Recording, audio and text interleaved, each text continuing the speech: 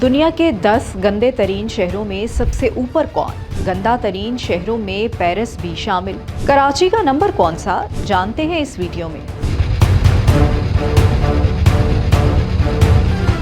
Radical storage की report के मुताबिक दुनिया का गंदा तरीन शहर हंगरी का बुडापेस्ट करार पाया, जिसे ऑनलाइन रिव्यूज में सबसे ज्यादा सफाई के मसाइल का सामना बताया गया है। रिव्यू मॉनिटर के टॉप 100 शहरों के 70,000 से जायद रिव्यूज का तज्जिया किया गया है, जिनमें 37.9% ने बुडापेस्ट को गर्दो गुबार और सफाई की खराबियों पर तनकीद का निशाना बनाया। फहरिस्त में रोम दूसरे, लास वेगस तीसरे, जबकि पेरिस, मिलान, फ्रैंकफर्ट, ब्रसल्स और काहरा भी टॉप 10 में शामिल हैं।